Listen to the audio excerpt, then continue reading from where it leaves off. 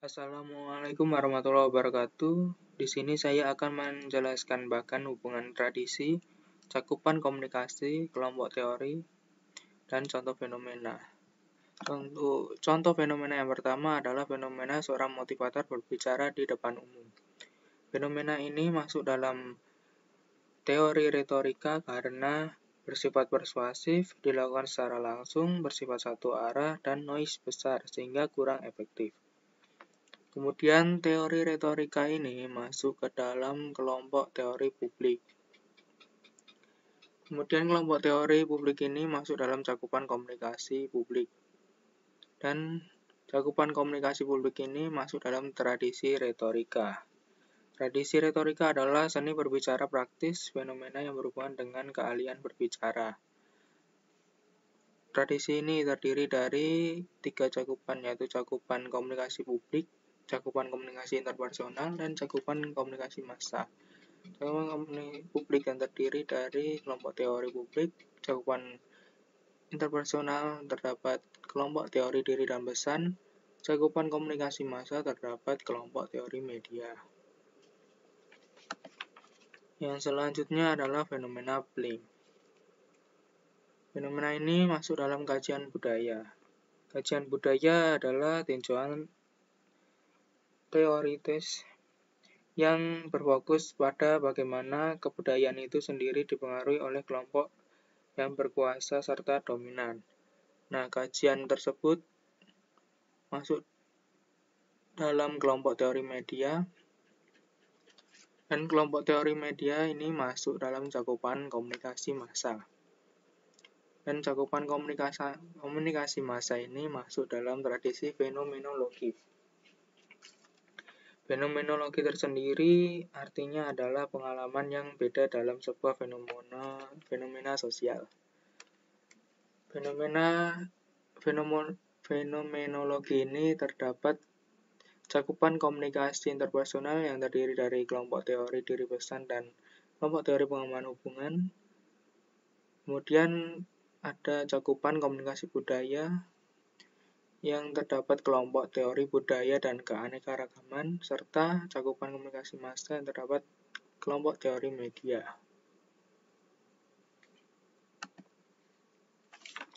Yang ketiga adalah fenomena pertemanan. Fenomena ini masuk dalam penetrasi sosial. Penetrasi sosial adalah ikatan yang menggerakkan dari suatu hubungan dangkal ke hubungan yang lebih intim. Penetrasi sosial ini masuk dalam kelompok teori pengembangan hubungan. Kelompok teori pengembangan hubungan ini masuk dalam cakupan interpersonal. Dan cakupan interpersonal ini masuk dalam tradisi sosiopsikologi. Sosiopsikologi artinya pandangan yang menyatakan perilaku seseorang dipengaruhi oleh sesuatu yang lain. Dalam tradisi ini terdapat cakupan kelompok kecil yang memiliki kelompok teori pengembangan hubungan dan cakupan interpersonal yang memiliki kelompok teori diri dan pesan dan kelompok teori pengembangan hubungan. Nah, selanjutnya adalah fenomena orang etnis Papua atau orang Timur berbicara. Fenomena ini masuk dalam teori akomodasi. Teori akomodasi adalah teori yang memperhatikan bagaimana individu mempersiapkan dan mengevaluasi apa yang terjadi dalam percakapan. Kemudian teori akomodasi ini masuk dalam kelompok teori kebudayaan dan keanekaragaman. Dan kelompok ini masuk dalam cakupan komunikasi budaya. Serta cakupan komunikasi budaya ini masuk ke dalam tradisi sosiokultural. Sosiokultural sendiri memiliki arti yaitu pemahaman dari sudut pandang orang lain.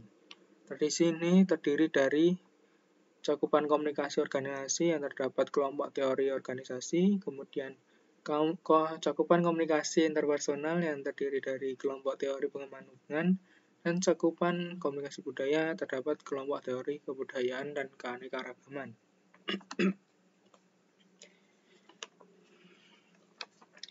Yang selanjutnya adalah Fenomena mengacungkan memberi tanda bagus dengan jempol kepada teman. Fenomena ini masuk dalam interaksi simbolis. Interaksi simbolis berpusat pada verbal dan non-verbal. Interaksi simbolis ini masuk dalam kelompok teori diri dan pesan. Kemudian kelompok teori diri dan pesan ini masuk dalam cakupan komunikasi interpersonal. Dalam interpersonal, cakupan ini masuk dalam tradisi semiotika. Semiotika tersendiri memiliki arti, simbol, dan tanda. Dan cakupan semiotika ini memiliki cakupan komunikasi budaya yang terdiri dari kelompok teori budaya dan keanekaragaman. Kemudian cakupan komunikasi massa terdiri dari kelompok teori media. Dan cakupan komunikasi interpersonal terdiri dari kelompok teori diri dan pesan. Kemudian tradisi sibermatika. Terdapat fenomena konten sosial media atau postingan di Instagram. Fenomena ini masuk ke dalam ekologi media karena asumsinya mempengaruhi seluruh aspek dalam tindakan masyarakat dan media juga mempengaruhi persepsi bersifat satu arah dan feedbacknya tertunda. Ekologi media ini masuk ke dalam teori media, kelompok teori media. Kemudian kelompok teori media ini masuk dalam cakupan komunikasi massa. Kemudian cakupan komunikasi massa ini masuk ke dalam tradisi sibermatika. Tradisi sibermatika adalah pemrosesan informasi yang erat dengan media atau dengan media baru. Proses informasi yang ditangkap khalayak bisa berbeda-beda. Tradisi sibermatika terdiri dari cakupan komunikasi interpersonal yang terdiri dari kelompok teori pengembangan hubungan dan cakupan komunikasi massa yang terdiri dari kelompok teori media. Yang terakhir adalah fenomena kesetaraan gender. Fenomena ini masuk ke dalam teori sudut pandang feminis. Karena perempuan menginginkan untuk mengakhiri penindasan berdasarkan pada gender dan jenis kelaminnya. Dan sudut pandang feminis ini memiliki arti, ideologi, dan gerakan yang berfokus pada posisi sosial. Sudut pandang feminis ini masuk ke dalam kelompok teori budaya dan keanekaragaman. Dan kelompok teori budaya ini masuk ke dalam cakupan budaya. Cakupan budaya ini masuk dalam tradisi kritis. Tradisi kritis adalah advokasi yang jujur atau mengkritis secara tradisi memberi sudut pandang baru. Tradisi kritis ini terdapat cakupan interpersonal yang terdiri dari kelompok diri dan pesan, cakupan kelompok kecil yang terdiri dari kelompok teori pengembangan hubungan, dan cakupan budaya terdiri dari kelompok teori budaya dan keanekaragaman. Kemudian cakupan publik terdiri dari kelompok teori publik, cakupan organisasi terdiri dari kelompok teori organisasi, dan cakupan massa terdiri dari kelompok teori media. Sekian dari presentasi kali ini. Wassalamualaikum warahmatullahi wabarakatuh.